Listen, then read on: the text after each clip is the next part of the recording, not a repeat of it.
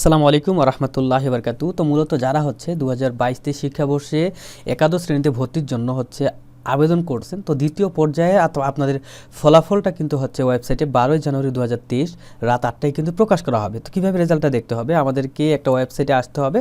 ওয়েবসাইটের নাম হচ্ছে xiclassadmission.gov.bd। এই ওয়েবসাইটে আমরা আসবো। আসার পর হচ্ছে মূলত আমাদের ইন্টারফেসটা এমন থাকে। সো এই ইন্টারফেসটাতে আসার পর আমাদের হচ্ছে আপনারা যদি একটু লক্ষ্য করেন তো এমন থাকবে যে ভিউ রেজাল্ট একটা বাটন।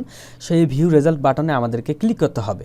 তো ক্লিক করার আগে একটি কথা না বললেই নয়, এখন যদি আপনি xiclassadmission.gov.bd এই লিঙ্কটাতে প্রবেশ করেন তো ভিউ রেজাল্ট বাটনটা কিন্তু আপনি এখন দেখতে পাবেন না। কেননা আজকে কিন্তু 12 তারিখ না, আজকে 11 তারিখ, অর্থাৎ 12 জানুয়ারি 2023 8টার সময়, রাত 8টার সময় যখন আপনি ওয়েবসাইটটাতে ঢুকবেন তখন এই ভিউ রেজাল্ট বাটনটা দেখতে পাবেন এবং এই ভিউ রেজাল্টের অপশনটাতে আমাদেরকে ক্লিক করে রেজাল্টটা দেখতে হবে। সো আমরা এটা এখন একটা ক্লিক করে দিব। সো ভিউ রেজাল্ট বাটনটাতে একটা ক্লিক করে দিচ্ছি। দেওয়ার সঙ্গে সঙ্গে আমাদের সামনে এই যে ইন্টারফেসটা দেখতে পাচ্ছেন, এই ইন্টারফেসটা আসবে।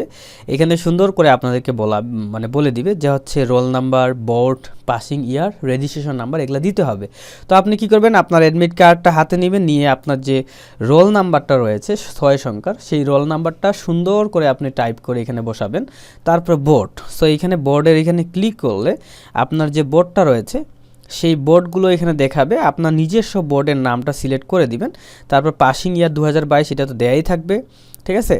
এবং হচ্ছে যদি না দেয়া থাকে ক্লিক করে আপনি চেঞ্জ করতে পারবেন। যদি পাসিং ইয়ার আপনার 21 হয় তো ক্লিক করে 21 করতে পারবেন। এবং আপনার যে রেজিস্ট্রেশন নাম্বার, সো আপনার রেজিস্ট্রেশন নাম্বারটা সুন্দর করে আপনি এখানে বসায় দিবেন। আমরা যদিও রেজিস্ট্রেশন নাম্বারটা হচ্ছে একটু হাইড করে রাখছি। রেজিস্ট্রেশন নাম্বার লেখার পরে এই যে দেখতে পাচ্ছেন 26396, এই ভেরিফিকেশন কোডটা এখানে যেটা থাকবে এখানে এটা সেই সুন্দর করে বসায় দিতে হবে। সো দেখেন আমার বসানো হয়ে গেছে, আমি ভিউ রেজাল্ট বাটনে ক্লিক করলাম। সো আপনি যদি চান্স পান তো সেক্ষেত্রে অ্যাপ্লিক্যান্ট নেম থাকবে এবং বলে দিবে অভিনন্দন, আপনি নিচের কলেজে ভর্তির জন্য মনোনীত হয়েছেন।